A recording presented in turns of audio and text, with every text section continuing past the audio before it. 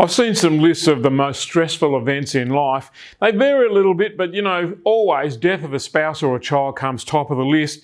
You could put things like COVID and losing your job and all those sort of things way up there on the list. But you know what regularly turns up in the top 5 is Christmas, which is why I'm talking to you now about what to do in the coming few weeks. So here's my plan about how to best handle you and your loved ones over the coming weeks so that Christmas and the vacation series, the vacation time can turn out to be exactly what you want it to be. So December, week 2. So the second week in December, what I'm going to suggest you do is deliberately slow down. Now that means get home from work or do whatever, get stuff done and knock off early and go home and don't go out to all the millions of parties and stuff that are going on. See if you can start to get a few early nights and don't drink too much, don't eat too much, because what you actually want to do is just slow yourself down a little bit. And the reason behind that is week 3 in December is actually the Christmas week, and too many people turn up on the beach and they've got to lie there for a month to relax. You know, I don't know how many times you've seen someone on the beach, it's their first day at the beach and they're grabbing the phone and looking at it, putting it down and then looking at it again and then reading the paper and then walking up and down the beach, and it takes them a few days to unwind. What I'm going to suggest is a really smart idea, second week in December, is that you slow down so that you don't waste your holidays slowing down, which means week 3 in December, that's the Christmas week leading up to Christmas Day, whenever that is this year. What do you need to do? Well, that's when you need to celebrate. That's when you need to connect. Maybe if you're going to drink too much, that's when you do it. Certainly, I don't have to instruct you to eat too much. I'm going to suggest to you that eating too much and drinking too much is not exactly the smartest move you could make, and you could probably have just as much fun if you kind of backed off on it a little bit. It's not like you have to get the whole year's worth of enjoyment into that meal or into that into that drinking session. You know, you could have a fabulous time without any food and without any wine and all those sort of things. So that's week 3. The message is just connect, celebrate, take some deep breaths and understand you got through 2020. Nobody thought we would. Here you are, you're alive and well, and there's a chance to do something. So that gets us to Christmas Day, pretty much weeks 2 and 3 of December. There's another week in December, that's between Christmas Day and New Year's Day. What I'm going to suggest you do there is amp up big time on rest, revitalisation, recuperation. This is the week when you can sleep in and go to bed early. You know, I'm going to suggest to you that the food and alcohol should be kind of minimised.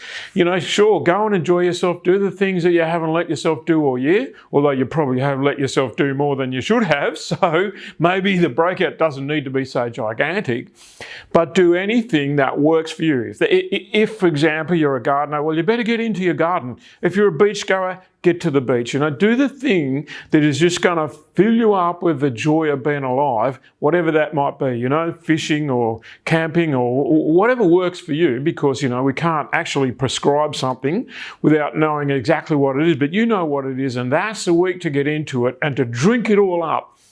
Because week 1 in January from New Year's Day, what we need to do is look at what are we going to do different, what are we going to do new. I'm saying think about that now. All right, I'm talking to you about weeks 2, weeks 3 and weeks 4 in December. First week in January, we arrive and we should have been thinking about what's the new year going to bring? How do I want to be different?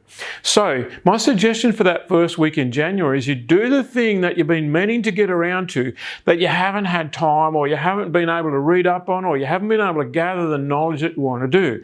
So what's popular in that first week of January are the new things, and that might be you're going to learn guitar. So that would be the week to pick it up. Maybe it's going to be that you're going to do some fasting for 2 or 3 days. Maybe you want to get to church and do some praying. Maybe you want to go on a retreat, whether it's a church retreat, a bush retreat, whatever it is. Maybe you're going to take up walking. I know I mean serious like walking, you know, and maybe you're going to walk the Camino in Spain, but you're going to spend 2021 practicing by getting in walking each day. So whatever it is that's new, first week in January is a week to do it. There's a lot of emotional, psychological, mental hookup to this is the first week, let's get on with it. That's not going to be too hard because the first week, let's get on with it. anyone can do that, right? You've got downhill momentum because there's the excitement of something new and that kind of thing. Week 2 in January, and I promise I'm going to back it off now. Week 2 is where you adjust to your new routine. So if you're taking up playing the guitar, what time of the day guarantees that you will actually practice each day. If you've taken up walking, what time of the day, or with whom, and in what locations are you going to lock it in? In other words, most people want to get some kind of new routine into the new year.